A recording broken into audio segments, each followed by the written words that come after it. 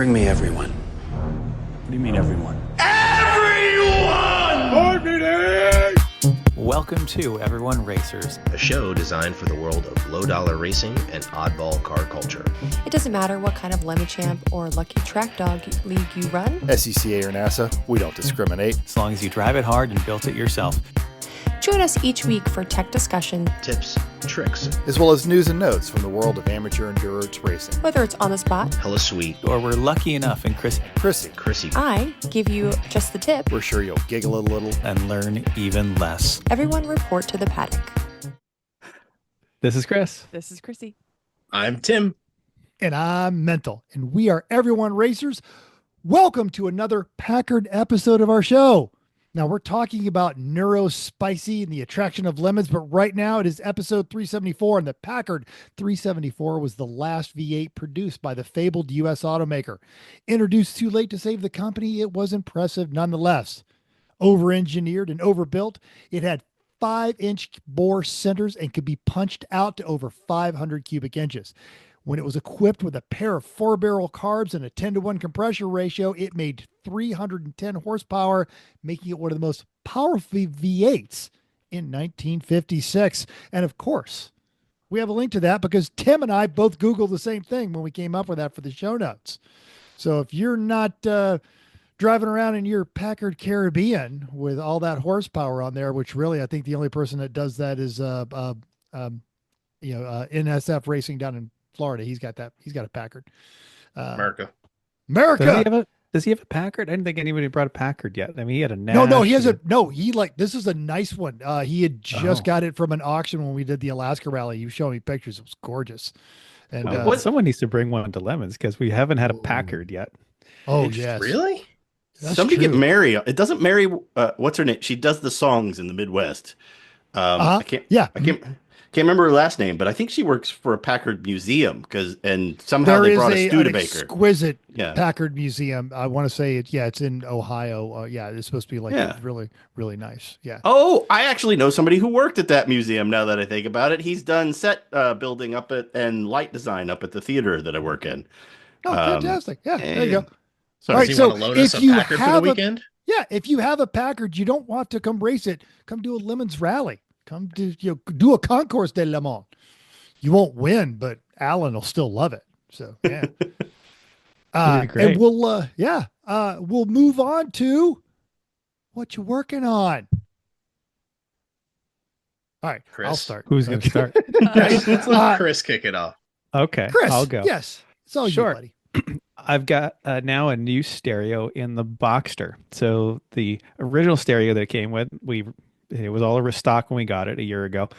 We put in a CarPlay stereo at the Airbnb in Missouri on our ride home so that we'd have CarPlay because you can't do a long road trip without CarPlay. Like, come on, people. This is No, not anymore. 2025. No. Right? What are we, Exactly. savages? Yeah. Seriously, yeah, exactly. So I put that in the Airbnb, just in the parking lot of the place we rented on Lake of the Ozarks, and that was fine. Okay, but summertime, top down, the radio's up. It didn't sound that great. So I said, well, these speakers, they're not looking so hot. Let's put some new speakers in. So I went to Crutchfield and got some kicker speakers that were, not a huge power draw. Like they should be okay with the stock amp that the car had. Put those in. Sounded worse. Actually, significantly worse than the stock ones.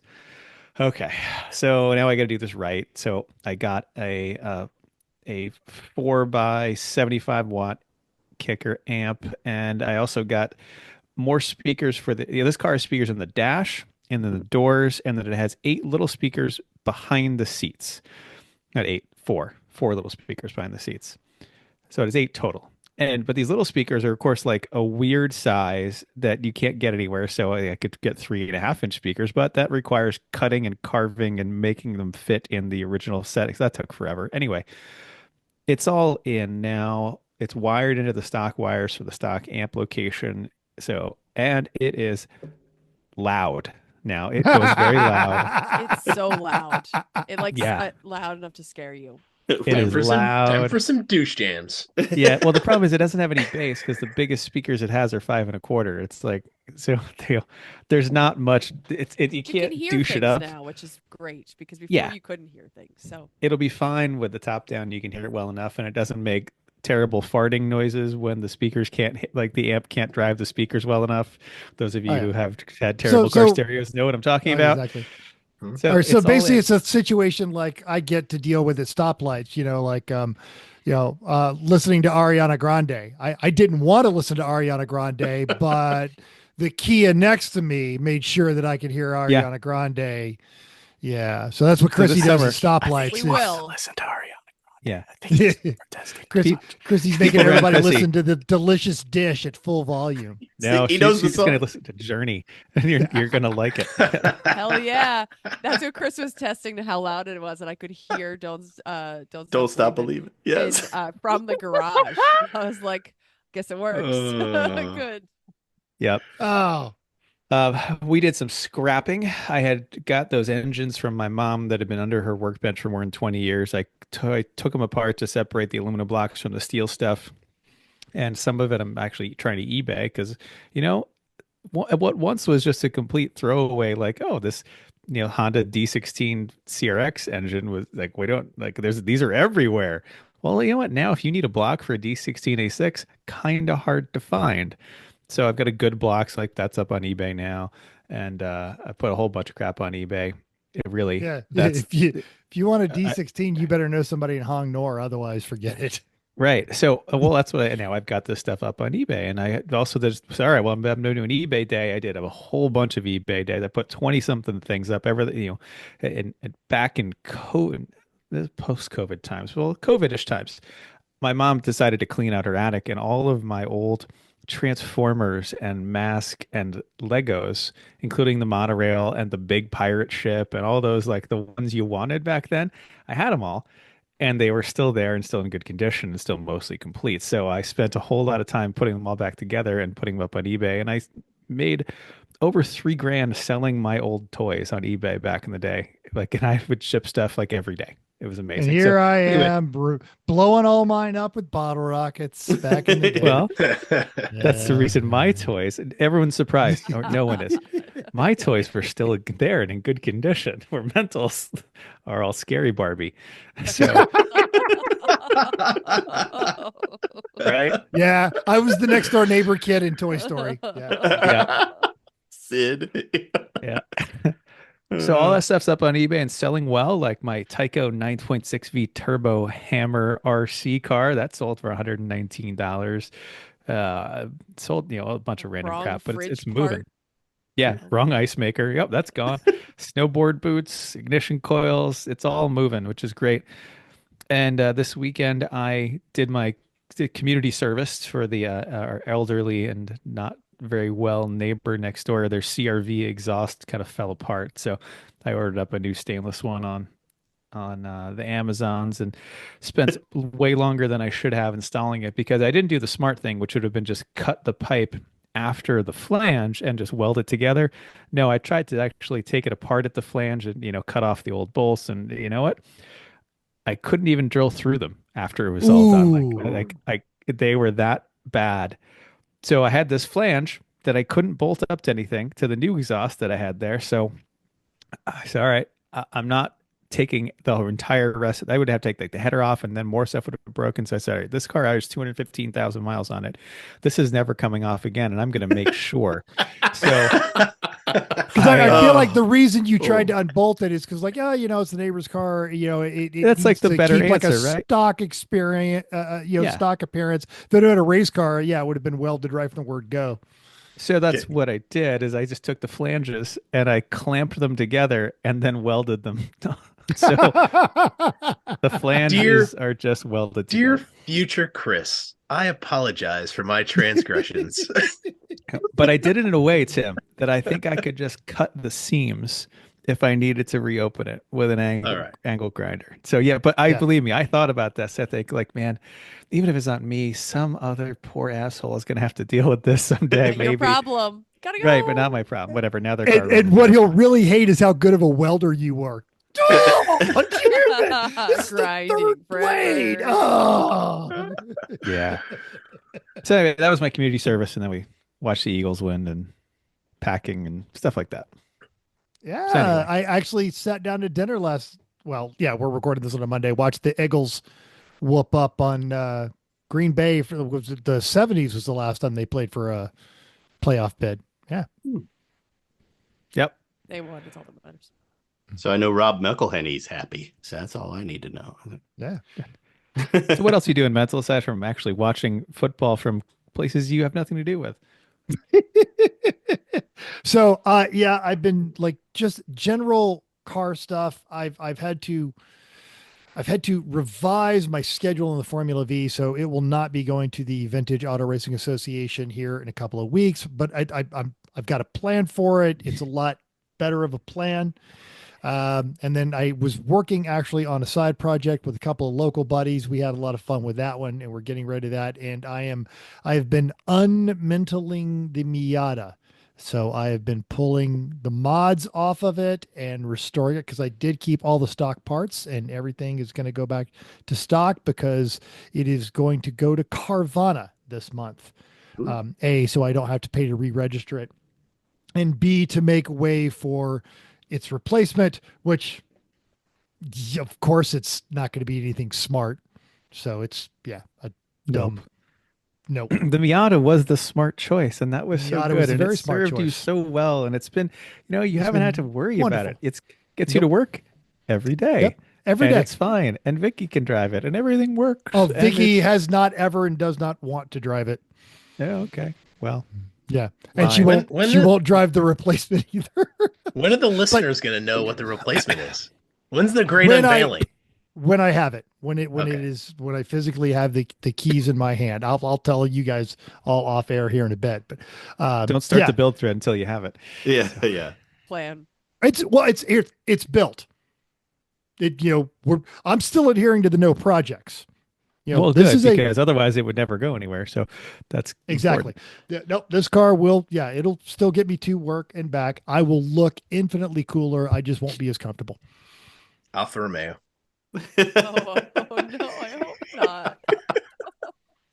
Okay, I'm crazy, but I'm not stupid. Juliet. Yeah. Sorry, Tom. he's gonna get a Juliet and just drive around jamming to Mrs. Robinson from the God bless you, please, Mrs. Sorry. Yeah, well, we're Gen Xers. It'll be the Lemonheads version. Hey, thank you. Perfect. Oh. Chrissy, you're making the world a better place. I am. Yeah, we did a whole lot of cleaning out of a bedroom that got to be just kind of a junk closet. As you can tell, I'm a little bit on the sick side, so if I'm not talking, I apologize. And I've been doing a lot of driving lessons. So I've talked about my friend, a lovely young woman who had not had experience driving. No one would teach her how to drive. So we happen to have a free car or free-ish car, and I taught her to drive. So she made an appointment for coming up in 2 weeks. So so we did double down hours and hours and hours. So Friday we did about 2.5 hours. I did another hour on Saturday. And then I gave her the car. My baby bird is now left. The car lives down the street, and we'll see. I know she'll pass because she's a better driver than most people on the road. So I think it'll be fine. But we did a lot of prep, a lot of So we'll see how it goes. Very noble. My sister-in-law is one of the testers for DMV in West Really? Virginia. Ooh. And the stories are amazing. Oh yeah. Amazing. Well, that's why I kept telling her. I mean, she's a young woman. She's very responsible, very responsive to feedback. She is very, very motivated because she would like to actually have a car and drive to places. And so I said, basically, she needs competence and confidence, and she'll probably be fine, even if she, doesn't do the parallel parking right the first time. Chances are, if you say that you know what you're doing, it'll probably be okay. How hard up for a job do you have to be that saying, yes, I want to be the person who does the road tests at the DMV, right? Oh, if I could do it like one day a week, I would do that job right now for minimum wage. Just for the stories. Absolutely. She is the sweetest woman ever. And my favorite story, she's got this young guy, and he gets in the car, and he goes to pull out of the spot and cuts the wheel too quick and hits the car next to him. And this is pulling out, right? Getting ready to take the driving test. And she says, "Okay, hey, why don't you just pull right over there by the front door and put the car in park?" And he goes, "Okay, when should we start the test?" And she was like, "Oh, honey, you failed. I'm sorry." Like, that is get so out of the car. West Virginia. Honey, you failed. Bless your heart. You failed. Bless your heart. That's right. I was like, I can't believe Mental wants to do that, because you say you're Gen X, but clearly you haven't watched Summer School, where they take Mark Harmon's car and just that Falcon and do horrible things to it. No. I don't want to teach. I don't want to be Chrissy. I'm not that good. I want to be the tester. That was the Chrissy. How hard up for a job you have to be the one that gets into a car. Oh, yeah. I mean, I would straight up go back to like military haircuts, reflective aviators. Yeah. Jason mask. I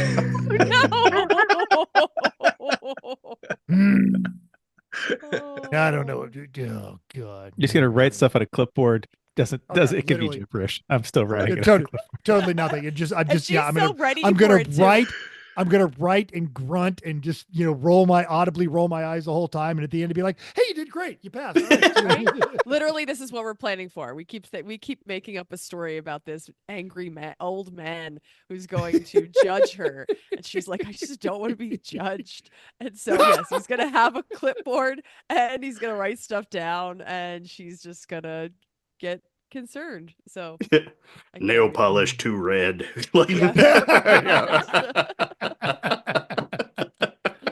Oh, poor thing. All right, Tim. Timmy, what are you doing? Well, I had a couple trips going on, which goes directly against what I said in my goals, which is travel less. Yeah, you're off to a great start. Yeah, right. It's only the third week of January. Been to Boston, been to Maine, went to Tahoe. Like, okay, well, maybe New York, right? Yeah, New York, New York, yeah. So, went to check on the garage progress up in Maine, and stopped and met up with one of Chris's old high school buddies, who happened to be cleaning out a couple of a double 12-inch Rockford Fosgate kickbox. So that I installed in his Grand Cherokee when we were like 18 with a 1,000-watt amp, and that thing was so loud, it was obnoxious. What's the matter? You didn't have any bazooka tubes to go with that, or is it? I had one of those in my Integra, but yes. My wife sees me carry it out of the storage unit, and she's like, "What are you going to do with that thing?" And I said, "That's going on the back of the race car." And she's like, "Oh, what is wrong with you?" I'm like, "Hey, you married him, Amy." Mm-hmm. Corner waiting. I maintain that corner workers love that. I still remember people dancing when I drove the Failbird at T Hill. We full course yellow. You coming along, you look up like, what is that corner? Oh yeah, that's right. They're grooving. Shot. Yeah, they know. Well, the goal is to have the corner workers at the other track at Button Willow dancing while I go by. So that's the plan. It's like, how many batteries do I need to put in this car to make this actually race? 2 alternators, right? Totally. Heavy duty diesel truck alternators. Now that is racing. Yeah. Real racing. Serious racing. There we go. What did you do for the horsepower? Oh, no, wait, hold on. We've added weight. We've added electric load. You're like, oh, well, you're definitely A-class. Well, let me show you a couple things.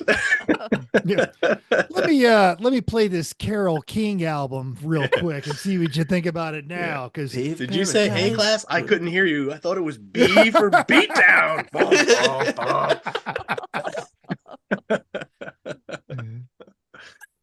So then went up to Maine, where it was freezing cold. Checked out the garage. Garage is everything I wanted it to be. It looks awesome. I put a quick video up on the socials. I would have taken my time doing a little better job in the production, but I was hella cold. So I was like, we're going to just get through this. The siding's not How on cold yet. was it? It was 15 of the degrees, but it was windy. So the real feel was 0, was none of the degrees. So all the degrees left the room. I landed on and Chris and Chrissy have heard me go about this way too much, but I landed on a theory when I first moved to Nebraska decades ago about if it makes a bad annual salary, it's a bad temperature. 0 is a bad annual salary. 0. I don't know. 15, bad 15. salary. Also 150. I would like that. But I wouldn't, and I'm dead. I wouldn't as a temperature. Yeah. Okay. Don't be greedy. It'll kill you. If it's bad because it's low salary, it's a bad temperature. Yeah, okay. No, yeah. Chris has got a Hey, point. congratulations. We're gonna make 200. You're gonna make 250 a year, but You're you have medium to rare. live. You have to live on Mercury. Yeah. Congratulations. You're C-suite and you're dead. So after Maine, we went to New York. And we had to go there for work. So I popped in with her for a day and a half. We went and saw Hamilton on Broadway, which was spectacular. If you haven't seen it, go do it. Super fun. But once again reminded me that I absolutely hate New York City. So it's like 24 hours and get me out of here. It's just it's just awful. I mean, it's great. Go check it out. Yeah. But no, the musical, but the city. Yeah, no, I'm with you. Yeah. You don't like the smell of urine? What's the matter with you? Is it... Yeah. You got to pay Too extra many to get that. people The and- congestion pricing. Yeah, no parking. Yeah. This time of year, you slip on frozen urine in the streets, which is awesome. So not only is it disgusting, it's dangerous. There's nothing like and Hamilton. There's nothing like revisionist history set to music to really get people the wrong idea of who he really was. Totally. But trendy, Great production. so it's Yeah. okay. But it's trendy, yeah. Well, he was a good guy. No, he really wasn't. Yeah. No. Read a book and then go watch the play and enjoy it for what it is. Doesn't have as much casual racism as I expected. No. I mean, Formal. all he did was Formal weaponize racism. banks to try to take out his opposition, but whatever, it's fine. It was a little more formal racist back then. It's you know, true. with the powdered wig. Right? Yeah. Less Yeah. modern. True. So then we got back to California, and then we spent 2 days up in Tahoe getting dusting off our skis and snowboard, and got a little bit of pow time, which was awesome. So we're back in Danville, California, and ready to move on to the project, the next honeydew project my wife has, which is redoing the master bathroom. So yay. That ain't no small project. No, it's gonna be a dude. She's like, you think you can get it done in 4 weeks? And I was like, no. No. Not with the No. caliber of work you do, because I saw the guest bathroom and like literally went in there and took pictures and sent them to my wife. Like, we need to look into this design for our bathroom. Yeah, and it is like full shower. The whole bathroom, or the toilet is, all new tile. We're ripping out walls and putting in new cabinets and like re-engineering my closet, and like it's all gonna. I'm gonna need to get a dumpster. We'll just start with that. Ooh, wow. Yeah. Okay, that's So hardcore. it's gonna be a lot. Taking up old tile is always so fun. Oh, it's the worst. Better get working. Chop, chop. Yeah. Exactly. Yep. I have Well- a member of my chosen family that was originally from Danville. That's funny. We'll have to talk about that some other time. Yeah, we'll talk about that while someone is sitting in front of us in the penalty box, and we can Yes. waste some of their So time. Hey, Tim, let's talk about Danville. Didn't you say you were from Danville? I had family from there. Hey, do you know where Danville is? You have to do it with puppets. That makes it even more annoying. Right? Yes. Yeah. I can't wait to make a cigar for this guy. Oh. Oh, Well, my wonderful listeners, If you have heard an excited voice from our guest, some of you may have seen him on the MSR wrap-up video, or you've had the opportunity to chat with him in the penalty box at a race or two. It is Judge Brian B-Train Trainer. And speaking of being over-engineered and overbuilt, B-Train, what you working on? What am I working on? Well, if I don't bring this up, then the picture won't make sense. But I am working on a 1980 Toyota Dolphin 300T. And the T, I believe, stands for tandem because it's got lots of wheels on it. But it is it was a pandemic purchase that Randy Clark, the other half of Zero Budget Racing, called me and was like, hey, will you go with me to look at this? Because I don't want to get murdered. And I'm like, yeah. Those are always the best Lemons vehicle acquisition stories of, I'm concerned for my safety, but I'm going anyway. I just want a witness. Yeah. Well, it turned out his fear was not unfounded, because when we asked why the gentleman was selling it, he goes, well, my wife and I bought this because we thought we would travel around the world or travel around the country in it, but she's in prison. So yeah, I was like, so she was the one you had to worry about. Yeah. Okay. Well, but fortunately she was locked up. Yeah. Right. Yeah. Well, yeah, but then it's one of those, Dateline episodes. But when she got out of prison and found her beloved Where's my six-axle RV? Toyota was gone. I don't know, but his name is Brian. Here's his address. The title has been transferred into his name. I will find him. Yeah, I've never seen one of these old Toyota RVs with the extra axle. Like, it's got two axles at the back. Okay. And all still powered by a wheezing 80 horsepower 20R. 20R, baby. That's right. Hey, if it's good You enough better for you, throw bulletproof in there somewhere. The only Yeah. person capable of killing a 22R is You? me. how did you do that? I actually had one of these when I first moved here. I bought a 77 Hilux and got it running and drove it around, and then one day it swallowed a valve. Nice. Well, the adventures in this one is it had no passenger window, and the only one I could find was in California. And I happened to be making I drove Route 66 and then stayed out there with family for a week. And while I was there, I went to this vintage truck yard and got my 1980 Toyota side window and then drove it all the way back to Ohio, which you guys might not know. It's the one kind of shaped like a heart in the middle of the country that, we decide all the elections poorly. Yeah. It's fun when we fly over it. Yeah. We have a really good football team that we paid a lot of money for, but other than that, yeah. Weren't they just out there? Mm-hmm. Who knows? Well, fantastic. That looks like a wonderful place to spend time. Now, we've got this great picture of this Dolphin RV. It's a brochure, really. Mental, where did you find this brochure? I Googled six-wheeled. Under his bed. Under Dad's bed. Yeah. It's actually on the website toyotamotorhome.org. Mm. And I mean, this is peak, this late is peak 70s.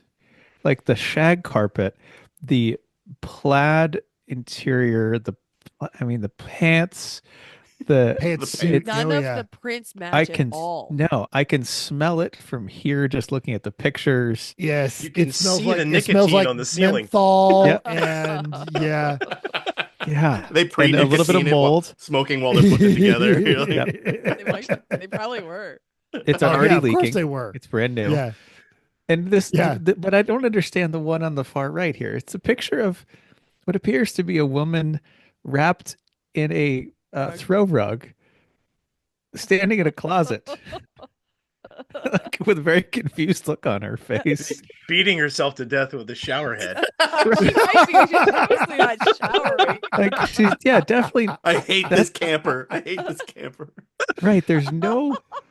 Like her hair's not wet. She definitely doesn't know. Like she woke up in there. It's like I don't know where I am. This really was. Yeah, this is the beginning of a Barney B. Jones episode for certain. She doesn't and all that know. was in there was this like throw rug with all the tassels on it, and she's okay. She's very confused about where she is. She doesn't. Picture. Maybe I shouldn't have picked those mushrooms after all. I think the floral print behind the sink is talking to me. Yeah. Oh, This is something. Mental, Oh, this better great. be the on the thumbnail for YouTube. oh, That- it is. Yes, absolutely. So yes, if you're looking at this and you're like, what the hell did you do, for this thumbnail? This is where we came from. Was the brochure for Brian's Racer? Yeah. In fact, here, you know what? I'll just shamelessly cheat for our YouTubers, people, and boom, before it even started, there it is. Seriously, what is she doing? If the unicorn had the shower head in its hand too, it would be just absolutely perfect. We gotta Photoshop that in there. That happened after the show last week, though. No worries. Yes. I didn't have a unicorn. I just had the modern version of recreation of that, and it was okay. pretty good. Oh, amazing. Terrifying, actually. Wow. All right. All Ready right. to move on? Yeah, I guess. Okay. Chrissy. It's all downhill from here. There's no, That's time. Okay. All right. Nobody's perfect, but if you're working in a factory, you'd think you'd catch a quality issue that is big as this one before it leaves. Ryan Eric King at Jalopnik tells us about how one worker forgot, but did they really forget? Are they just like skipping a step to add seat mounting bolts to 22,883 Kia EV9 SUVs from 2024 and 2025 model years and issued a recall. The NHTSA's recall report says that the plant assembly worker caused the error, a massive blunder for a single person at a Korean automaker to commit. All from the same plant in South Korea. The recall includes EV9s produced between September 25th, 2023 and October 15th, 2024, a period stretching over a year. The impacted EV9 SUVs may have mounting bolts missing from the second or third row seats. The seats could come loose during a crash, completely removing the benefits of wearing a seatbelt. If you hear a little rattle in your seats, you might want to check, make sure that there's actually some bolts there. Link into the whole story in our notes. So, what is he doing with the bolts? Like, they're making the bolts, they're ordering the bolts, they're buying the bolts. Right. The bolts I are showing have up. extra. Right. Like, it's like the bolts come down the line and land, and he's supposed to like use it, but now there's just like this big pile of bolts, and he's just ignoring it. Like, it's just getting bigger For a and bigger. year. If Right?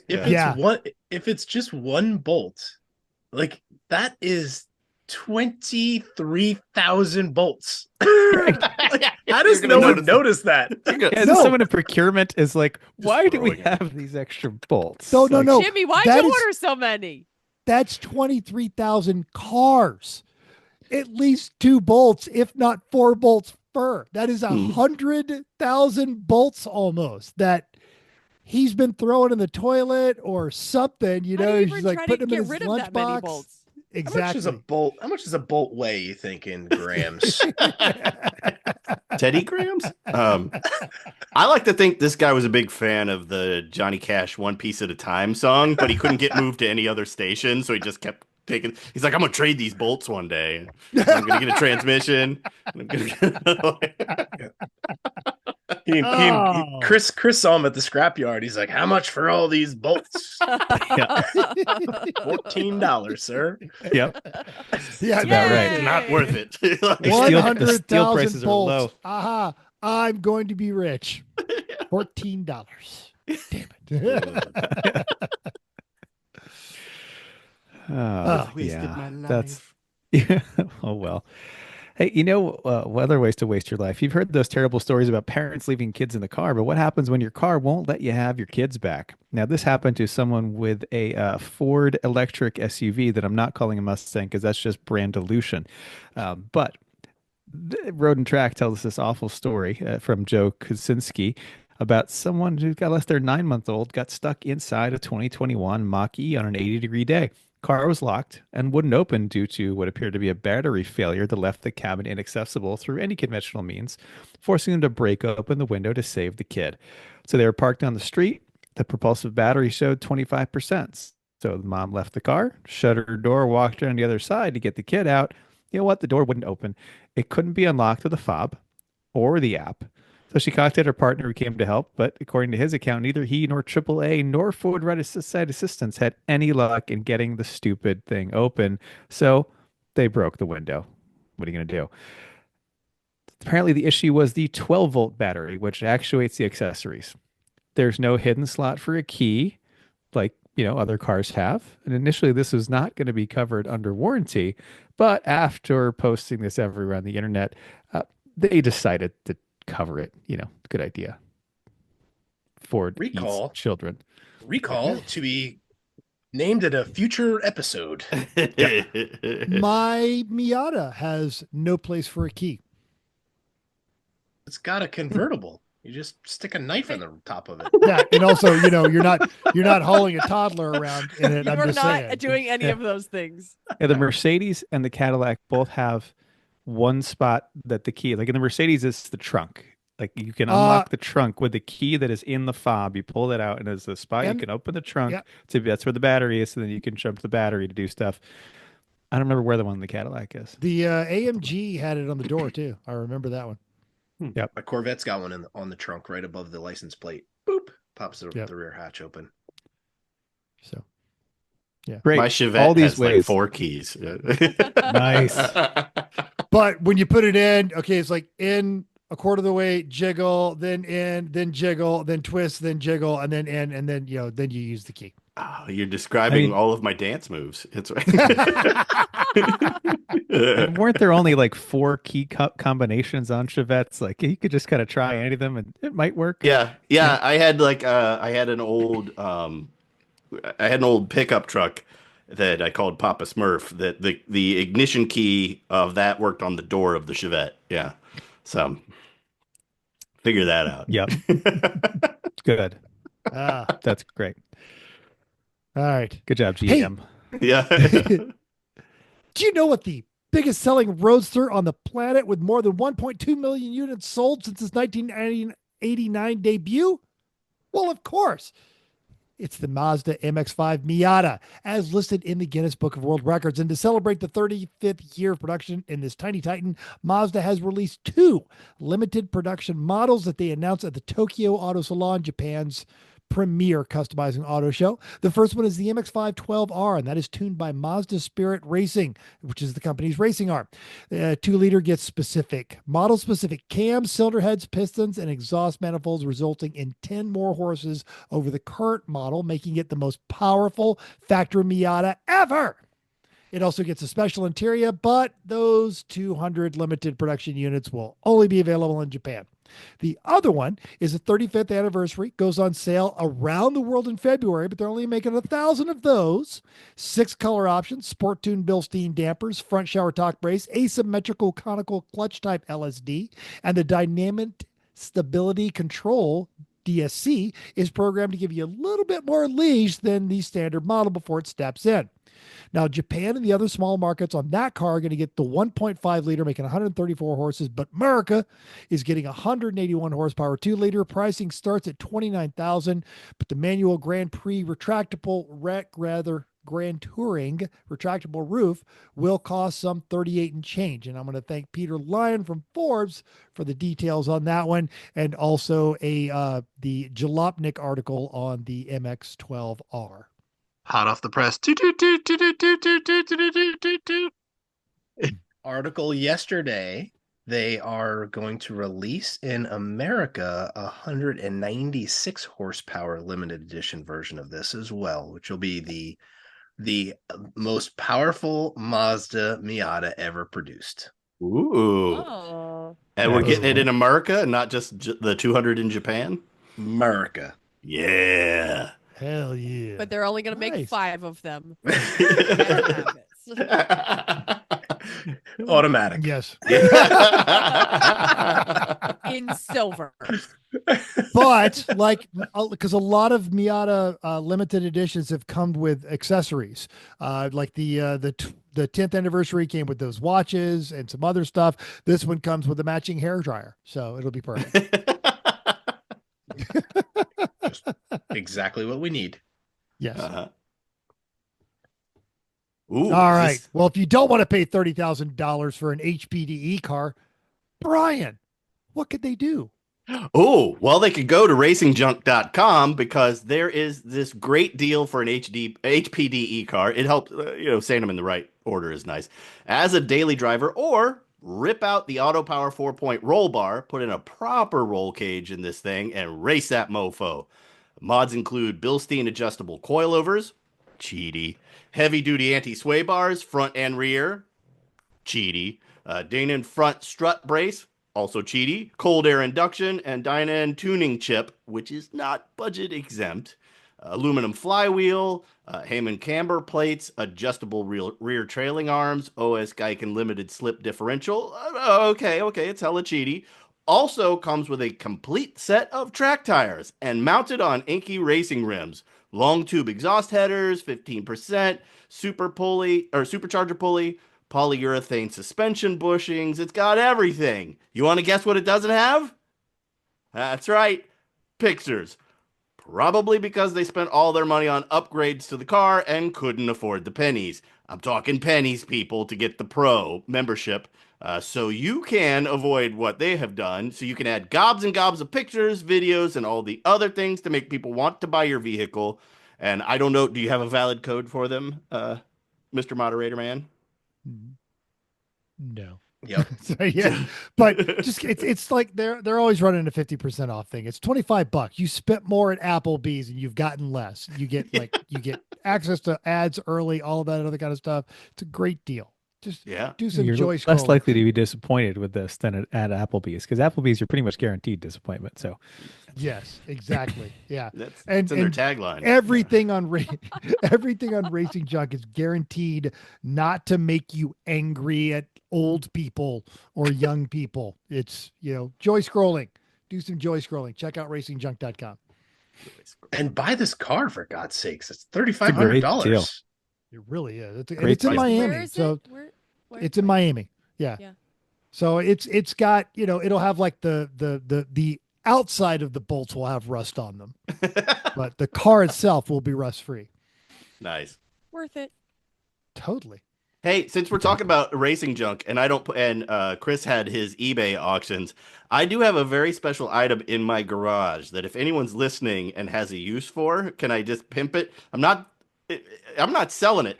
If you need it, pay to ship this dad burn thing. I have the intake from a 62 or 63 Oldsmobile Jetfire. And if you know what that is, you might be looking for it. And if you don't know what it is, I found it in some old guy's garage. And he's like, I think that's off a tractor. And he gave it to me. So if you need it, let me know, because it's heavy and I don't want it anymore. That's You're really selling cool. it. Yeah. That's awesome. Yeah. There's the one Jetfire. guy that's like, God, I can't find one of these things anywhere. I I've been know. scouring the internet. When was the last time you saw an Oldsmobile Jetfire? Like, it was at a Cars and Coffee in Oklahoma for me. So yeah. Yeah. Yeah. Well, You should- this That was one, impressive. it turns out it was his wife's car, and then he decided to take it off because it was too much power for her, and he put like a stock intake on her Oldsmobile. So he took the Jetfire part out.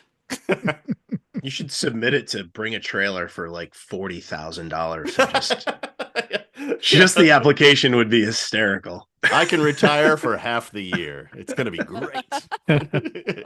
No reserve, 40,000. Let's go. But now I you know have what a- I got. a free space in your garage, though. That would be Yeah. great. About that much space. It'd be awesome. So much room All for right. activities. Sorry. All right, skipping down. Listener feedback time. It is listener feedback time. It's listener Aw. feedback time. We love our listeners. Well, on the YouTubes from our last episode, Michael K had 2 points. First, he said, Tim, as a serial senior dog adopter, I applaud your choice. It is also very rewarding. Then he added to his trackside roll cage repair. To be clear, I rarely am the one fixing the cages, but I'm the one herding the cats to get it done. Okay, I'm occasionally do the work, do the plate and tube fitting, and I can organize often multiple shifts, welders to get the work done. Uncle Dave had 2 points for us. So to add to the Phosgene story, I've mentioned this before. Do not use chlorinated brake clean around an open flame heater. You're going to have the same results. Yay, toxic fumes. War crimes. Ways to die. Yeah, so is it really? I mean, like, yeah, like I feel like anything that was actually weaponized in a war is beyond toxic fumes. But Yeah. Yeah. I committed my own war crimes here in the garage. Let's Now- not do that. Uncle Dave also critiqued my New Year's Day tale, calling it, quote, the longest story of how I almost shit my pants, It was which is a the very title good of my story. autobiography. But yes. Well, His and brown flag finally, adventure. Yeah. and Paul Jan 2521 said, "The angry puppet needs a cigar," and he is right, and that will happen. Yes. Excellent. Ron Harrington said, this may not have been the number 1 episode, but it was a solid number 2. Poop jokes See are what always you- funny. I don't I care. see what you did there. Oh, well done, sir. On Facebook, several of you shared your 2025 goals with us. Adam Norwalkie said 2024 was about simplifying and adding lightness to my personal health. He's been looking at his diet like fuel. It's been paying off. He lost 25 pounds and is feeling better behind the wheel and looking to prove those results. Tyler Stank Fantastic. had a very impressive list from 2024 that included getting fewer pointless internet arguments. He gave himself some poor marks on most of those goals, but he got engaged. So winning. Congratulations, Tyler. Was it an argument that he won? That's how he got engaged or something? I feel like that one, it was probably more of a sells, Oh, okay, gotcha. than arguing. She actually, we Chris and I met her at the Road America race when she was still the girlfriend. So lovely young lady. Congratulations. Mm-hmm. Now, Yep. you know who never gets into pointless arguments on the internet? Do you know who It's would true. never use chlorinated brake clean around an open flame heater? Ooh. All these things. Do you know who never has to put on her New Year's goals, not poop myself? Do you know who would never wear a rug into a shower in an RV? Who? Oh, Oh, Chrissy's mom. Chrissy's my mom. Hi, Chrissy's mom. My mom. that's epic. Oh, okay. Oh, So, Go for what's it, our main Tim. topic? Oh, main topic time. Well, lots of folks may not get to several races, but if you have caught the last few Lemons wrap-ups, you may have heard of Judge Brian Trainer, aka B-Train. But Brian, let's get folks caught up here while we're waiting for your upcoming Lemons World episode. What's your normie job? What do you do for a living? I work for an architectural firm. My official title is senior strategist. And I got, for years, I've been going into the front lines, talking to leaderships, helping them make, vision statements and building success criteria, doing focus groups, sending out surveys, collecting all the data to help inform the design of whatever space. A lot of it in the corporate office world. And I am actually this year going to slip into a production architecture role, which I haven't done in a very long time, but it's going to be, I'm excited because it's a big adjustment and I like being afraid apparently. So this is a roller coaster. But yeah. This is why I do Lemons, The commercial space? I'm going to be working on the retail team. So when I say I'm going into production architecture, it's going to be like rapid fire projects. I think for the firm, it's the largest budget and volume project for this year. And I'm going to be a part of it. So Cool. That's awesome. So they're either trusting me or trying to get me to quit. Bit from column A, a bit from column B. Yeah. This is one of those. What do they call it? Soft layoffs. I think I've been hearing about online. Excellent. So, Brad, what's your Lemons background? What are the cars or themes or various other things that we would know you for? Because frankly, I know people by their cars. I'm like, oh yeah, you're the idiot with the blah blah blah. Right, Yeah. We Or you're the superhero who made that thing finish. Yes. We had I am with Zero Budget Racing. I'm half of the original founding team, myself and Randy Clark. And our claim to fame, we brought the first ever diesel Chevette to Lemons. So if you've ever heard of a diesel Chevette in Lemons, it was us. The original theme was the carbon footprint. And then it evolved into the micro chart because we also got we got a Isuzu iMark, which became the Crapple iMark and a micro chart. So we had two diesel power, the same 1.8 liter diesel engine in each car. That Isuzu iMark was brought to us by Speedy Cop from some field in the middle of wherever he lived, and he took it up to Gingerman. We met him there at that race. Judge Phil used it as the Judge Mobile all weekend. It was a penalty. People had to get it running so he could drive it around the paddock. So there's a great YouTube video of him with a GoPro on a stick driving around Gingerman paddock in our sounds about right. iMark. Yeah. We had the Crapple iMark, the MicroShart, and then it got rethemed as a Dominates pizza delivery vehicle because Domino's used Chevettes as delivery vehicles back in the 80s, if you remember that at all. So, yeah. Look at that. How's that for fun? And then finally we raced it at the Corvette Museum, and we rethemed it as a Chevette Grand National.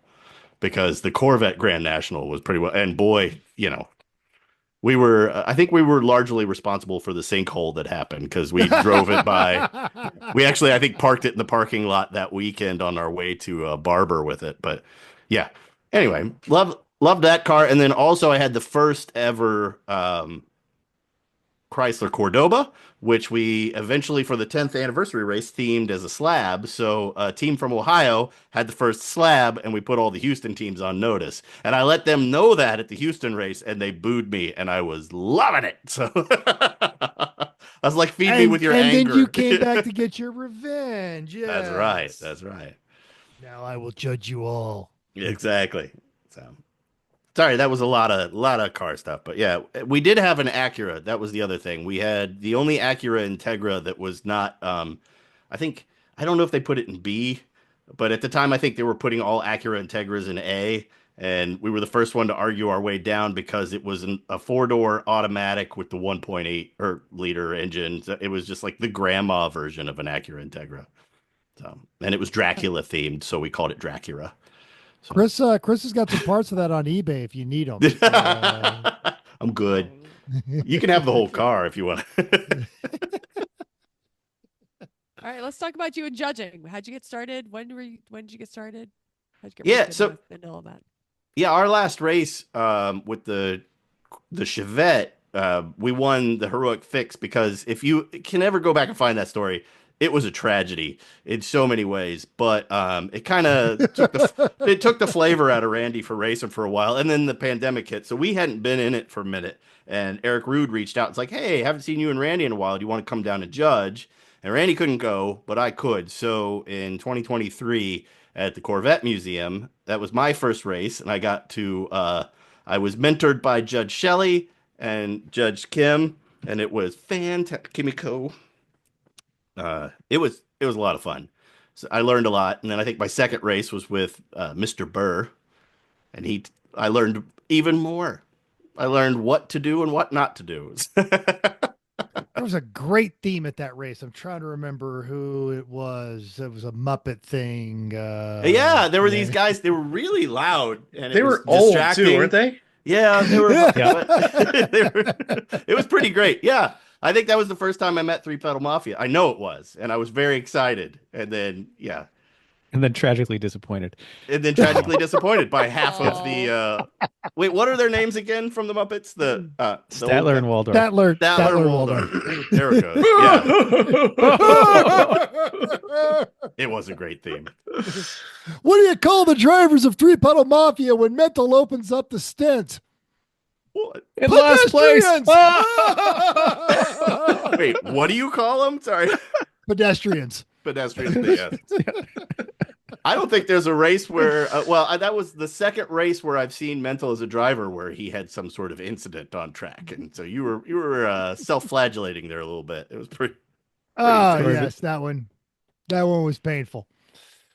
Ah, okay, so to that end, now we Speaking of painful, yeah.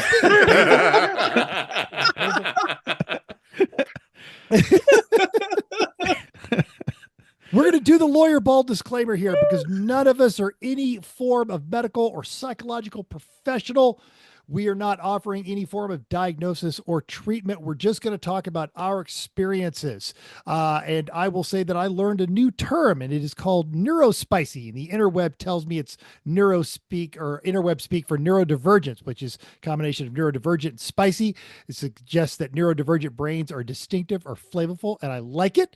Now, anyone who's seen me judging or racing at the track will not be surprised at all to know that I am diagnosed ADHD, but you might be surprised to know that I was 50 before I got that diagnosis. I had wrestled with a lot of this kind of stuff my whole life, and now finally just accepting certain things. I have found just so much comfort in lemons on that one. And that is one of the things we're going to talk about, but it's not just limited to people that are ADHD. It's the whole world on this one. And what we're shooting for on this one is that you kind of start to understand maybe some of the people around you. If you're like, why are they like this? And it will give you some tools to enhance your interactions and your experiences.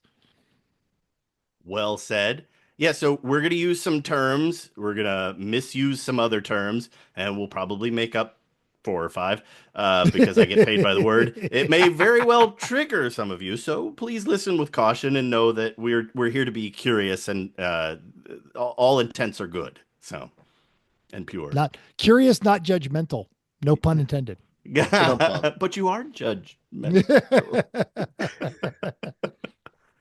So, Brian, thank you for coming up with this topic. Cardism, which is the neurospicy attraction to lemons.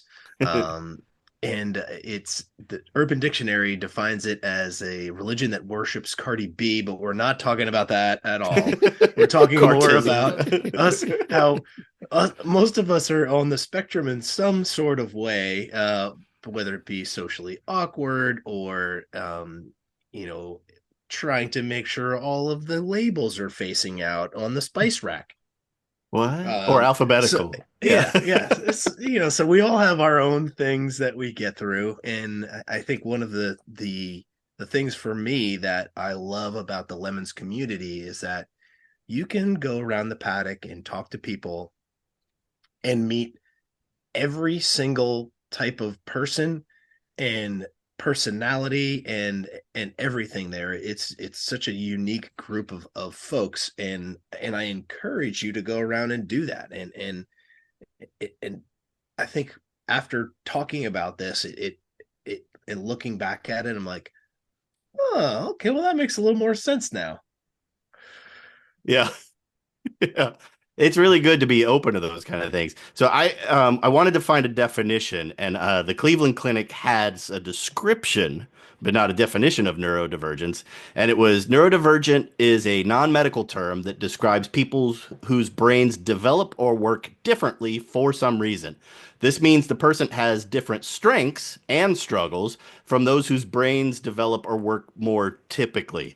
While some people who are neurodivergent have medical conditions, it also happens to people where a medical condition or diagnosis hasn't been identified. Neurodivergence can include, but is not limited to, autism spectrum disorder, ADHD, dyslexia, dyscalculia, which explains why numbers are hard, OCD, sensory processing issues, social anxiety. There's a whole bunch more to that, but those are kind of the high levels when we talk about it at all. And it's an important topic to me because my daughter is nonverbal autistic. So I've been living in this world, and also mental. I too was diagnosed close to 50 with ADHD. And my doctor, I went in, I was like, I think I have ADHD. I'm like really having a hard time at work. Like I've got a lot more responsibility. I just can't keep it all together. And he goes, yeah, you got it. Like, I'm like, wait, there's no test. And he goes, no. He actually worked on the clinical trials when they were developing medicine for ADHD, like the first Ritalin or whatever it was. His job as a young medical doctor, working with, whatever, he was to dispose of the rats that they tested on. So. And all he That's did was take Scrabble tiles and throw them on the floor, and they would all just get them all in order. Mine was I started to figure it out in my 30s and my 40s, but I was still in the Air Force, and there are phrases you do not use if you want to continue to remain on flying status. And I'd gotten out of the Air Force and then came back in the Air Force, and I had an incident. It was a subject that I was very interested in, and I couldn't use any of my normal tricks because we were in a classified environment. So I had to take notes traditionally, and I just could not focus on what he was telling me, and I wanted to know it. And about 3 days after that, I found myself in a convenience store I wanted a Coke. I had stopped to get a Coke, and I spent almost 30 minutes arguing with myself about getting a can of Coke or a bottle of Coke. And I'm like, well, I don't want that much, but I can't reseal the can and da. And it was like, people are stepping around me and getting their drinks and going on. And it was just this, all right, the duct tape and the baling wire that I've been using to get through my life is finally start to wear out. And they did give me a battery of tests. And I remember the diagnosis coming with, oh God, yeah, dude. So how did you not know? I'm like, oh, thank bless you. your heart. Yeah, thank you, doc. Sweetie, you've been trying so hard. That's right. Yeah. You were in a full functional freeze over whether to get a bottle or that's a trick, man. Yeah. And, but it does. And it, so we've had our things, but I found, during 2020, and I know I'm not the only one on this one. There were so many of us on this during 2020 that, this going to Lemons it's the reset button. It's okay, I go to a place where I don't have to mask my symptoms. And incidentally, I saw this just the other day. People say masking, we're not trying to be normal. That's trauma. That is 20 years of teachers telling you that you're stupid, lazy, if you just applied yourself, or this, or it doesn't, this thing that you obsess over doesn't matter. And they're just not acknowledging what's going on in you. And if you can't take it a certain way, it's your fault, not, the way it's being presented. And so you just learn to hide, and you learn to do all these things. So, working through that, but I could go to Lemons and not have to mask. And I know so many other people there aren't. And you just, I could feel the tension leaving my shoulders walking around the paddock on a Friday night. And I know that they were struggling with whether or not we didn't know what the pandemic was going to look like. And they were struggling with whether or not they wanted to keep having these events. And so many people came and said, you do not understand how much I need this for my mental well-being. Just to go back and get through the normie world, I need to be able to come here and be myself. And that was one of the things. Outlet. It is, it's constructive. It's healthy. It is, it's reassuring. It's, we talked about it with the Yo Man. One of the things, you're in your world and there are just things you don't say, or a joke I heard is, you ever tell like one of those childhood stories and at the end of it, you're laughing and everyone else looking at you like, oh my God, why didn't they call CPS? Yeah. And, so you start to realize you're a little different kind of a deal. And you would go and you would meet Yo Man or some of the other great people that we've met in Lemons, and, what do they do? And he's a world renowned, but here he's a lunatic like the rest of us. Yeah. Mm-hmm. Maybe there's not something wrong with me. Yeah. You said, is that a costume or is that just that guy? Yeah, he has that in his house. Yeah. Uh-huh. And and you gotta really look and think about it. And that's great that it can have that kind of place, and it's just totally fine. Yep, that's it.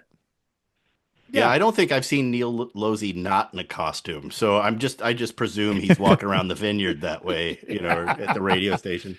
It works. Yeah.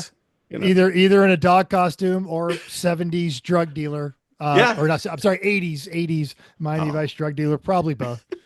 Really on that one. If Neil doesn't have the saddle and a fake horse in his DJ booth to sit on while he's doing his show for a Buttercup, he's missing it. Missed opportunity. But yeah,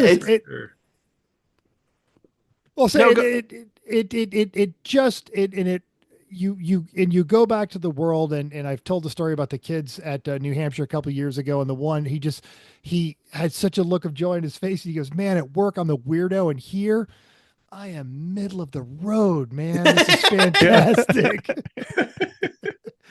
There was a Lewis Black joke about if you ever feel bad about yourself, go to a Waffle House or the International House of Pancakes, because there's somebody there that's going to be, so much worse than you'll ever be in your life. But there's something about lemons though, that it's even the guy that seems really odd is really cool if you pay attention. So yes. There's other the guy that you might have avoided in day-to-day life, you come to Lemons and you get to know him for real. Yeah, I don't usually eat random meat given to me by strangers wearing Superman underwear on the outside. No.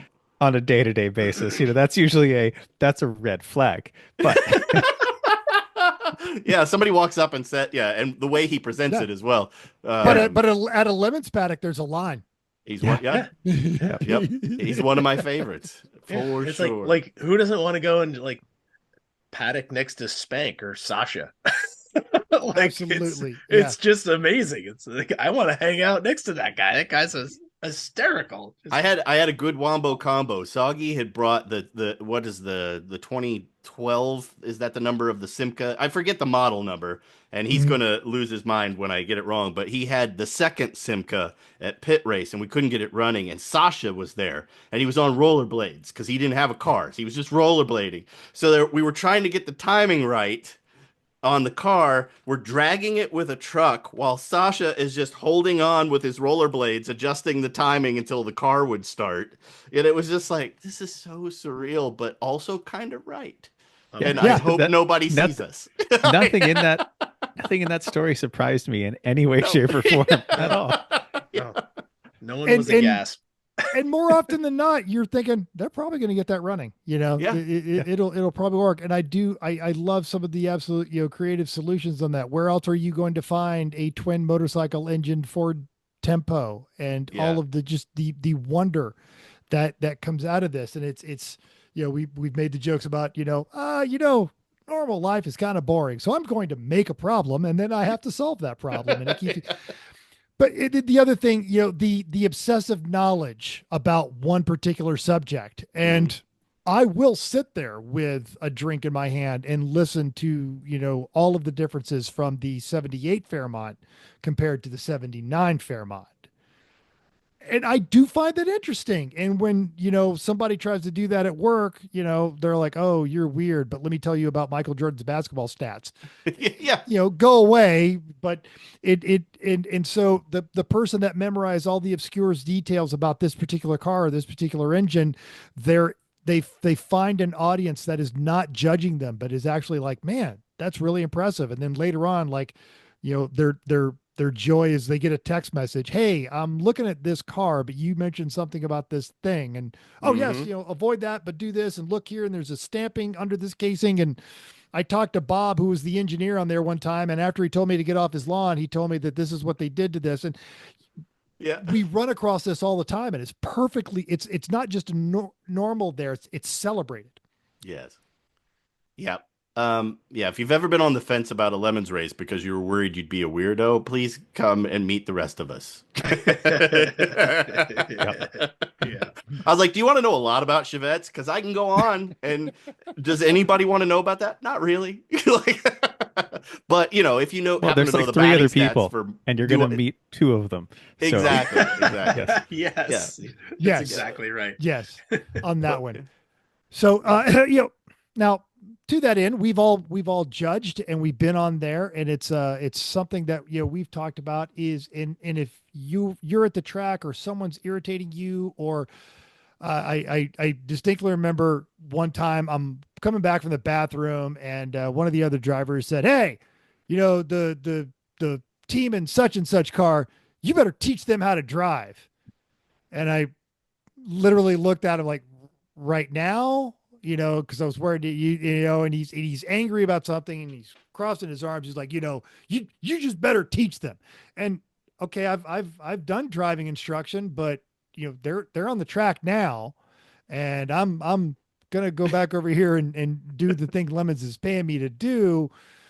It's not that fast of a car. Why couldn't you just get around it? And we'll get ourselves irritated, but understanding, aside from if you're listening to this and you're thinking, oh, okay, these people are weird enough maybe for me to go and enjoy myself up there. The other time is, all right, maybe you are the Michael Jordan stat memorizing person and you don't understand why everyone couldn't just be more like at a NASA race. Understand where they're coming from. You're in their version of Disneyland and their happy place and their safe space on there. So, just give it a beat when you're coming out of the corner. You can get around them. If they're doing the same stupid thing in every corner, well, then that makes them predictable and that makes them passable. Yeah. It's some of my favorite memories. This shouldn't be right. I'm on a racetrack. I love cars. I love racing. I'm in the diesel Chevette and I am given point buys, and like Lemonade Racing, who had a history of winning overall races in their BMW, they would give us a thumbs up every time they passed us. And there was so much joy getting past and getting that thumbs up that just made me because they knew where we were predictable. They knew where we were going to be. We never, jammed them up, and I'd be like, go over there. And they'd be like, cool. And off they'd go. And I was like, oh, that was my favorite part of being out on the racetrack, was them like, good job. And then just leaving us. And that shouldn't be the best part, Yeah. Name another race series where you were enjoying, being absolutely crushed by, much faster cars. Yes. That is. So, in that end, and then the other interesting thing on there is, and this is across the board, is hyperfixation. And I would argue that we've all, neurodivergent or not, we've all been, okay, last bolt is in. All right. How late is that? Oh crap. I've got 10 minutes to get showered and get to work. I've stayed up all night, and you realize I haven't eaten for 6 hours. I haven't drank anything, and it's really cold. And why am I still in my garage? And so if you're wandering around the track and you see people in one of those kind of states, go by there and maybe, hey, just stop for 30 seconds and drink this bottle of water real quick, just to make me feel a little better. Have you had any food? Sure, I had a candy bar. I've eaten nothing but sugar for 3 days. All right. My friends have got the grill going over here. Come get a burger. So, kind of looking out for other people. I mean, I see that all the time at the races. Like, look at the people around you and give them a hand, because they are just so engrossed in what they're doing and trying to solve the problem. Like, if you can see it from a different perspective and be like, hey, did you realize your grill's still on? Yes, absolutely. Don't that's burn the place down. Yeah. or you left the lights on in your rental car that you jumped out to run over here and do something. I'm going to turn those off for you and hand you the keys, and we're going to put them in this place, and say that 3 times so we know that it goes into your brain. Unrelated, I remember setting my wallet down once at a race. I set it on the fender of a trailer, and I always have my wallet always goes in one place, and I'd gotten mixed up, set it at a different spot, and that was Friday night. And I kept trying to find it, and Saturday and stuff would come up and something would happen, and then something else would happen, and I would get off that task. And by Saturday, I'm starting to freak out a little bit because I don't have my wallet. And then Sunday morning, it's really starting to be an issue because I have to drive all the way across country, and I'm going to need gas, and God forbid I get pulled over. And finally somebody walked by, and I'm starting to show visible signs of distress, and they're like, what's up? I'm like, I really can't find my wallet. And they pointed right to the fender. spend there all weekend, man. Which is my other favorite thing about literally there's a wallet out there in the middle of nowhere. No one takes it. No one touches it. No one takes the money. No, they'll borrow your torque wrench, but they won't steal your money. That sounds about right. Yeah. Yeah. Totally. I love it. Thanks for letting me do this. I love the hyperfocus. Yeah.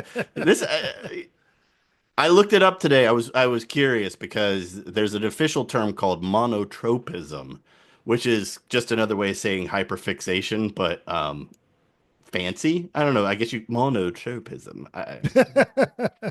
Pinkies out. Yeah, there you go. That's what they'll say that in polite company. In the military, we just call it hyperfocus because it sounds cooler. That's right. That's right. That one.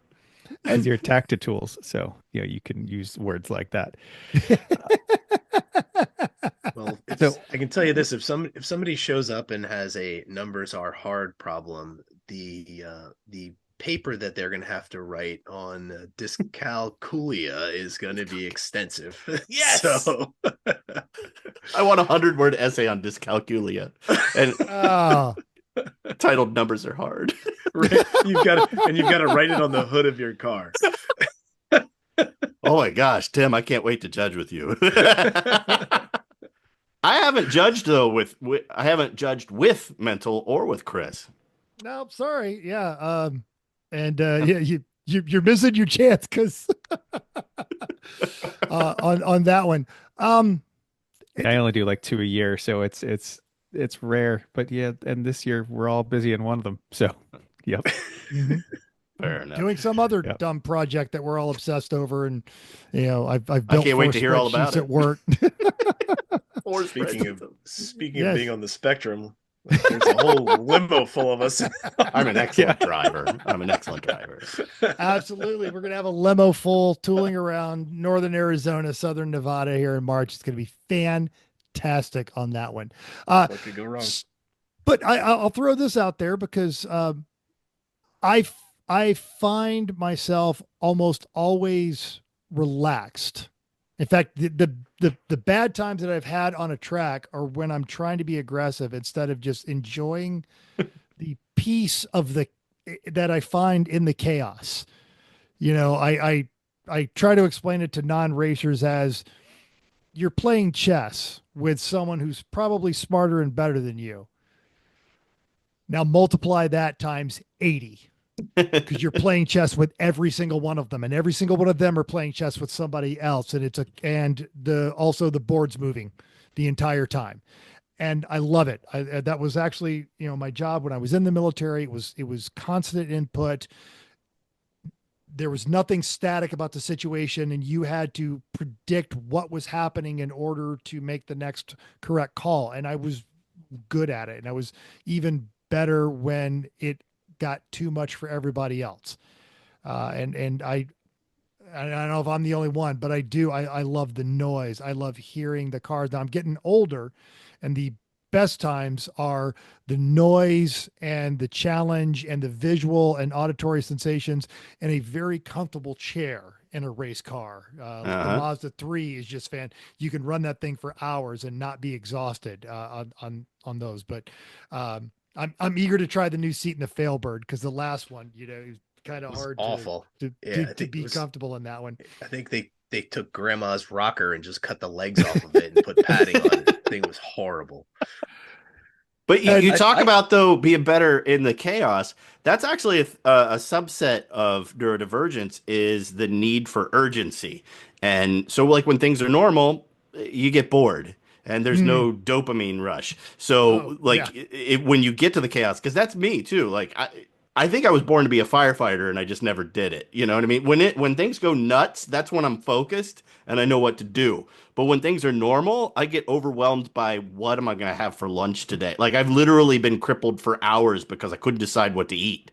And I'm just like, I guess I'm stuck like this for the next 2 hours, until somebody shows up and throws a sandwich at me or something, But I mean, when there's chaos, I'm there for it. So, There's an episode of Futurama where Fry drinks 200 cups of coffee.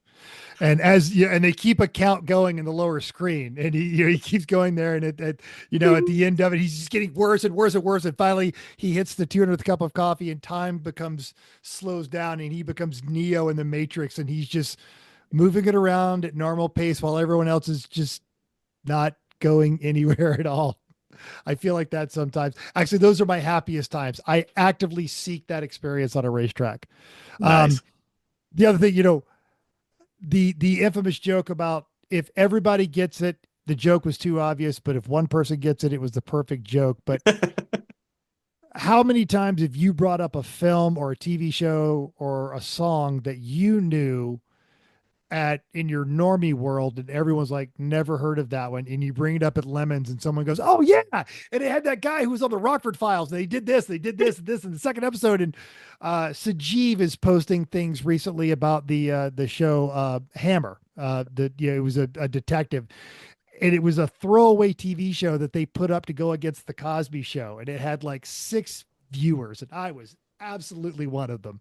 And of course, Sajeev loved it because it had all these obscure Dodge cars in it, and it was just, he posted it, and he was explaining how obscure this show was, but a whole bunch of people that I know from the Lemons paddock were like, I remember that show. I love that show. Do you remember this episode and that episode? It was just, yeah. I'm like, I found my people. Well, that's what I'm in a weird Star Wars room builders club, and they have challenges every now and then. And they submitted a challenge to say, build a flux capacitor, even though that's Back to the Future, in whatever genre you want. And most of them stuck to they built a Star Wars flux capacitor or whatever.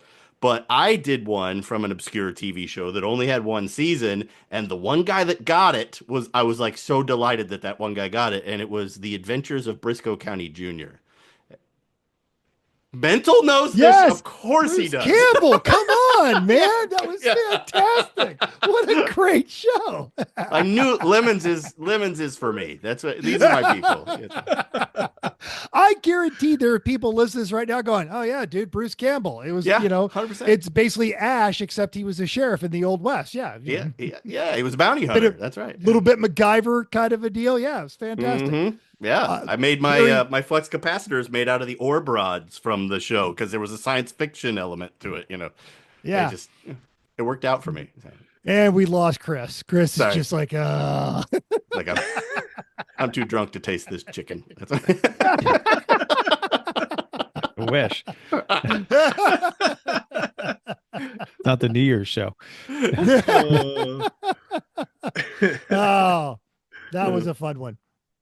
Oh yeah. So, and then I know, about the sausage making on this one, we'd recorded this one and I managed to lose this episode. We're re-recording this, but we were talking about some of our, Oh, he is holding up his DVD box set of the Brisco County Jr., which is fantastic.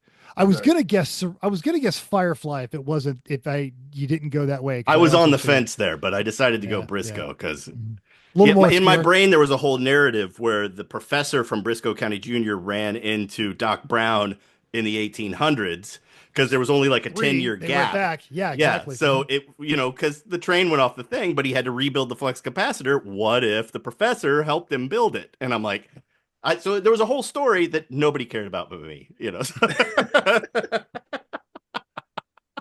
Fan fiction. Yeah, it works. Perfect. Yeah. Perfect. Cool. I forget where. We were talking about speaking of ADHD. Yeah. We were talking.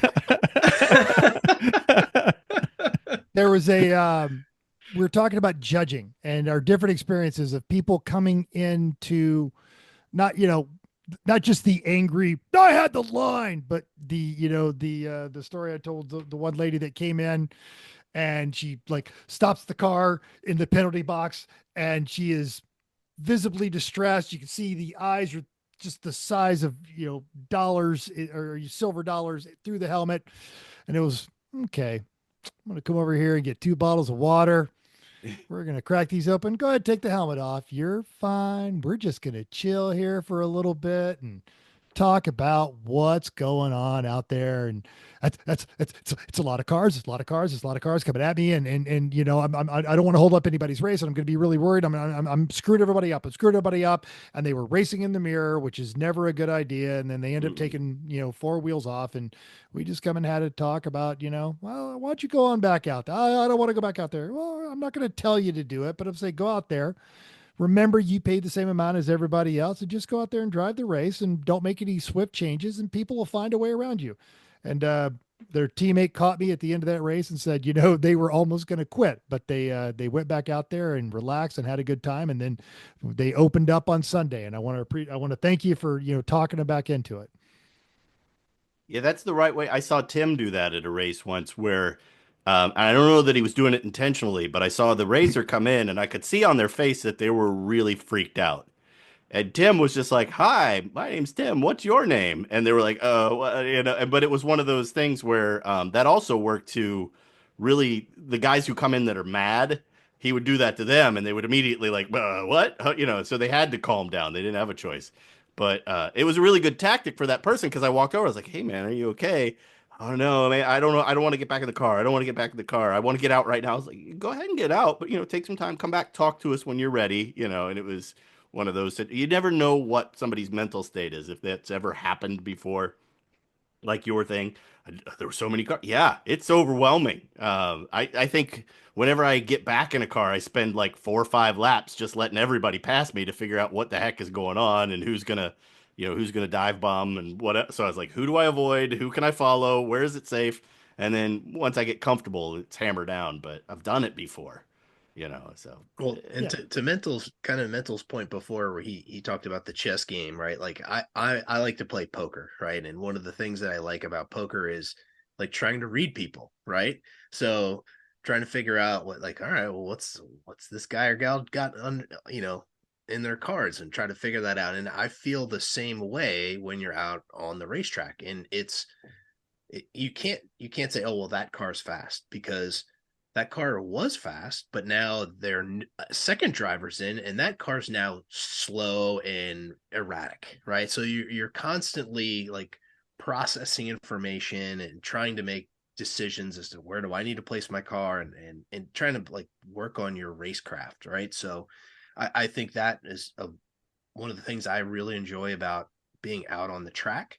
But then also when, you know, I'm in the penalty box as a judge, I like doing the same thing and like looking through the windshield and seeing the person, and you can tell by their body language and by their facial expressions, like, all right, does this person need a hug, or like, am I bringing Basil out? Yeah. Like, like, what's the situation, right? And when you get it right, it's magical, and when you get it wrong, you like call one of the other judges over and clean up your mess. Yeah. So. Let Eric handle it. Yeah, totally. Oh my Yes. gosh. I hope it's I guess okay. I that's- put my Brisco County Jr. Flux Capacitor. You don't have Oh, to it's- share it, but I you just can put it delete in the links. No, it's in the Oh, links. cool. It's going. It's in the show notes. It's totally going in the show notes. Nice. It's 1 minute of what the hell is happening here. So Well, we've already had what, like 80 minutes of what the hell's happening here. So what's one more? Right? Yeah. Yep. And I think that's where we're coming down to in the end of this, is just try to be a little more aware and considerate and conscious of, you know, everyone's different mindsets. That's it. Get out of your own head a little bit. Yeah. Be a little more considerate and thoughtful, and everyone will have a better time. There are no real IMSA scouts. Just let people have fun. Let them be themselves. Yeah. Yeah. And if you open yourself up enough, you might actually be like, wow, like I thought that guy was a little weird, but I actually like hanging out with him and hearing their stories. And like, He's still pretty weird, but I like hanging out with him. So Yeah. it's all right. Yeah. Yeah, exactly. Yeah. And you know, wow, I've got, you know, I made a new and interesting friend. Yes. Take the bacon from the guy who you don't know wearing Superman underwear on the outside. You will not really- regret it. You Yes. will Exactly. not. No, yeah. It's like I don't think candy. anybody is. I don't think anyone in the, you know, decade plus that I've known him has ever went, ah. Yeah. I've definitely seen plenty of people like do a couple takes, like, And then 4 people run over and grab the bacon. Yes, exactly. And they're like, oh, okay, maybe this Okay. is safe. Yeah. He bought Ferkel the 911 from the Hella Sweet Racing group in California, drove it across country, brought it to Barber, and it was me, him, and I think Matt Ferenchak. And we were going to drive it at Barber for the first time under Soggy's command, and we were running like in second in Class C in this turbo diesel Porsche 911, but we only had 3 drivers, and I was like, hey Soggy, you need to get ready. Matt's gonna come in and it's your turn to drive. And he's like, but I'm still making bacon. Like his priority was not whether or not he was gonna win. He needed to make sure he was feeding the judges, because he's like, I gotta make this for the judges first. And I was like, all right, we'll just He park still the needs car to sell until me you're that. ready. I still need that car. That car needs to live in Nevada. Yeah. It was fun to drive. That was the most fun I've ever had driving a ridiculous car, because it has all of the underpinnings. So it's like a go-kart. It does not, it's hard to get squirrely. So, and I tried. Yeah. All right. So end it on Chris's note about, just, and Tim's note, be open, be accommodating, just be a little understanding, be curious, not judgmental. But we didn't know where to fit this, so we just call it run with it. Tim, you have something of interest, especially now, to our listeners. Well, back to racing, I guess. So ST43 is a well-known endurance pad in this race community, and they are getting harder and harder to find. Ever since they got purchased, the pad material has been like hen's teeth, and I'm a little concerned. I had a bad set of pads where the material disintegrated, so that was a little sketchy. Now I did cook the brakes like to the sun and back when one of the calipers locked up, so that I'm giving them a little bit of pause on that one. But there is a potential new player in the game. So EBC Brakes came out with a new pad about a year ago. They started testing them, throwing them out to different race communities, and it is their centered SR21 pad.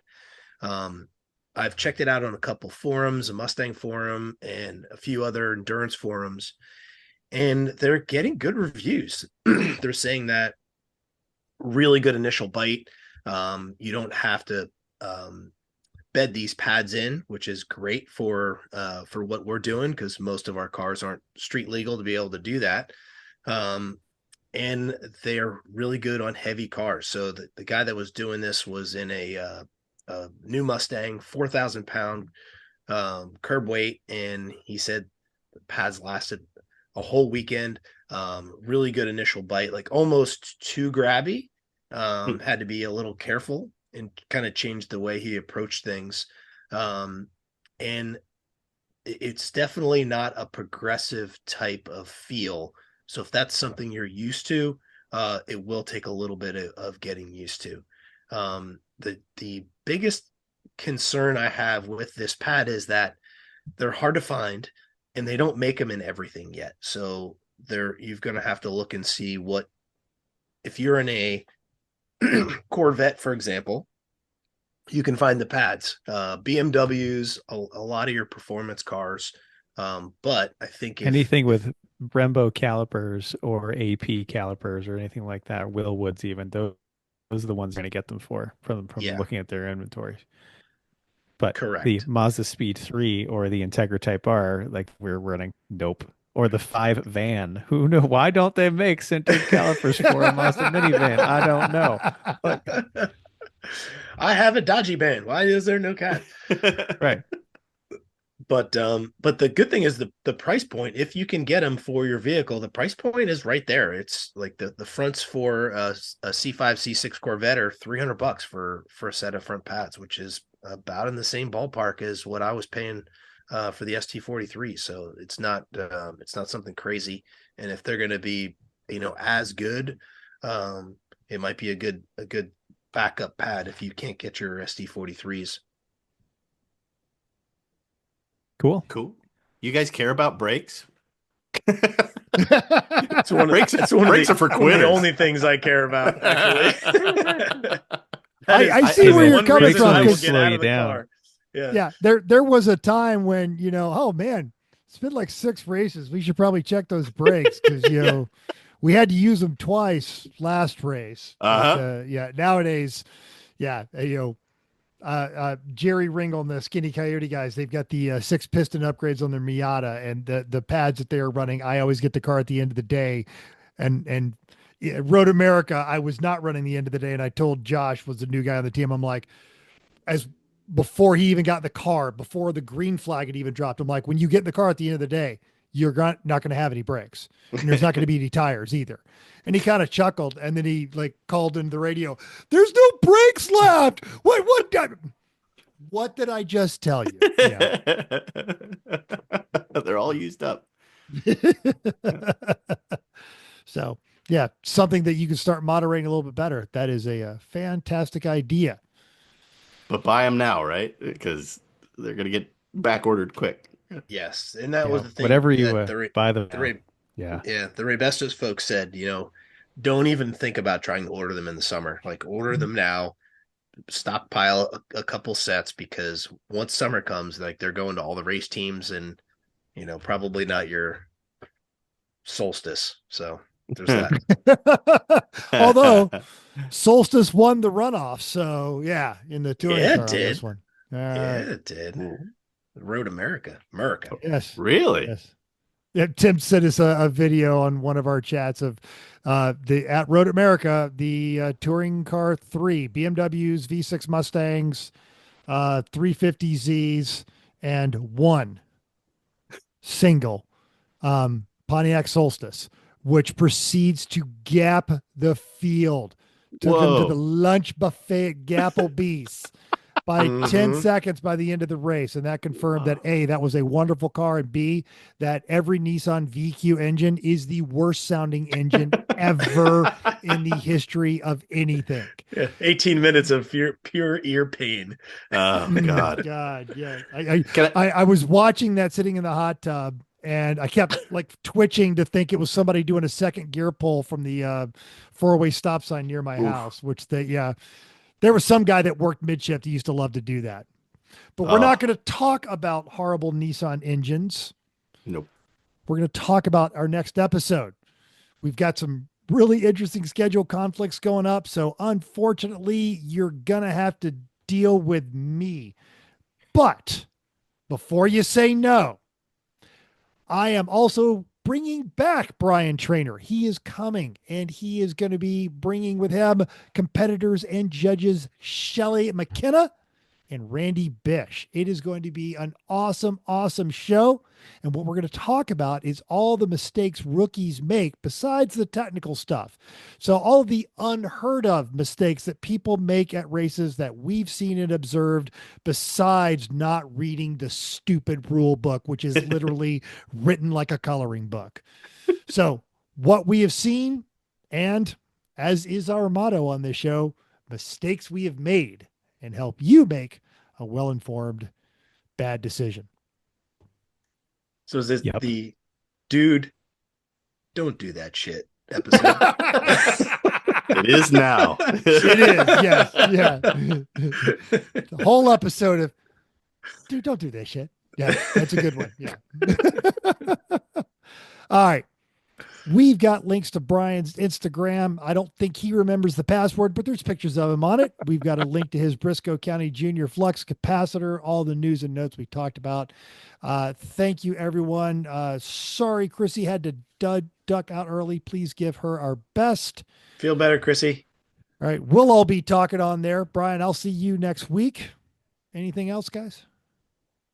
I want to drive that Solstice. Me too. It's broken. No. Can I tell you why I want to drive the Solstice? The first car I ever bought with my own money was a Chevette, which is why I'm obsessed with them. But when the Solstice came out, so my dad was a Pontiac man, there was an article that said GM hasn't made a 4-cylinder rear-wheel drive since the remarkably forgettable Chevette. And I'm like, mother! Like, I was like, no. I must kill this author. Yeah. They're But now I wanna they're know. practically the same car. It'll be easy for you to Only transition triple to the horsepower, whatever. It's fine. it. And 4 times the tire. Yeah. You guys don't use bicycle 13s? Never mind.